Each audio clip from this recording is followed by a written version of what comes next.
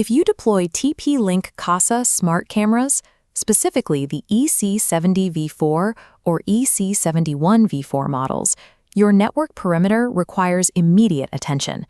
These devices are built to monitor the physical perimeter, but current research indicates the firmware lacks protections to guard your internal network from adjacent attackers. Today, we are examining two specific vulnerabilities affecting this hardware: CVE 2026-13230 and CVE 2026-9770. The disclosure window on these flaws was incredibly narrow. Both vulnerabilities were published to the National Vulnerability Database on July 14, 2026. Exactly 1 day later, on July 15th, TP-Link issued their official security advisory and pushed mandatory firmware patches to address the flaws. A 24-hour turnaround between an NVD publication and a vendor advisory is rare. It indicates a severe threat level that dictates immediate action from network operators. The primary goal of a coordinated vulnerability disclosure like this is to force the rapid deployment of patches before threat actors can operationalize the exploits in the wild. Consider this your comms check. Subscribe to the channel and enable notifications to receive this threat intelligence the moment it drops. Leave a like on this video to signal that you have received and processed this briefing. Mitigating a zero-day window depends on both the technical application of a patch and the speed of the intelligence network receiving the alert. Let's dissect the first flaw in the chain, CVE 2026-13230. This is categorized as a medium severity vulnerability, carrying a CVSS score of 5.3. It targets the camera's local discovery mechanism. Normally, IoT devices use these protocols to broadcast their presence and identify themselves to other hardware on a trusted home network. The architectural failure in the Kasa firmware is that it processes these discovery queries without demanding any form of authentication.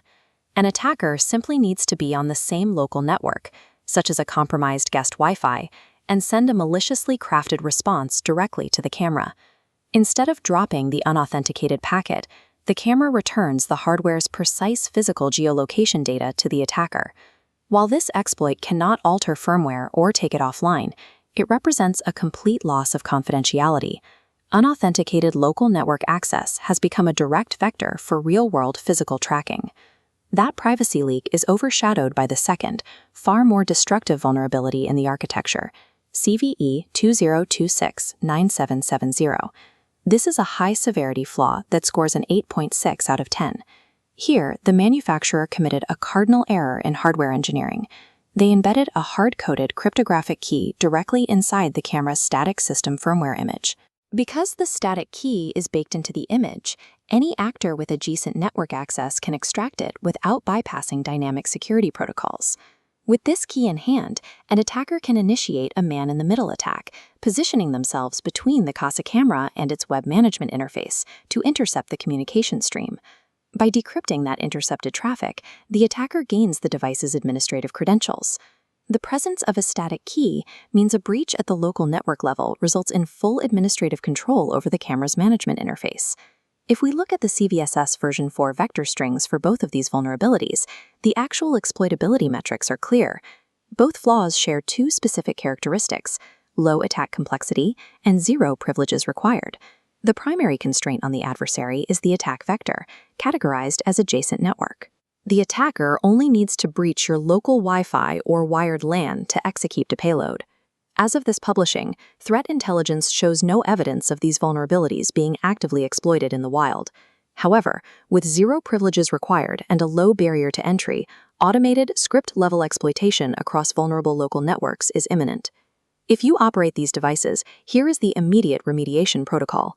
The primary directive is to deploy TP-Link's mandatory firmware patches to all affected EC70 and EC71 cameras. You must verify that your hardware is updated to either version 2.4.0, build 2026-0520, or version 2.4.1, build 2026-0621. Updating the hardware is only step one. You must also update the Kasa mobile application on your devices to ensure the cryptographic handshakes are fully patched. For environments where immediate firmware patching is impossible, a secondary architectural mitigation must be deployed. Move all your IoT hardware to a restricted, untrusted virtual local area network, entirely walled off from the primary network segment housing your laptops, servers, and phones. Deploying patches addresses these specific vulnerabilities. Network isolation mitigates the broader risk profile inherent to all IoT hardware. This advisory points to a broader reality in modern network architecture. Treating the local network as a trusted, safe zone is a significant risk when populating it with mass-market IoT hardware. Adjacent network threats bypass standard perimeter firewalls because the breach occurs from within the network itself. Our objective is to deliver precise, actionable intelligence so network operators can secure both their digital infrastructure and their physical environment. Modern security requires operating under the assumption that the local network is already hostile territory. Verify your firmware versions, isolate your IoT segments, and lock down your TP-Link hardware today. Always stay secure.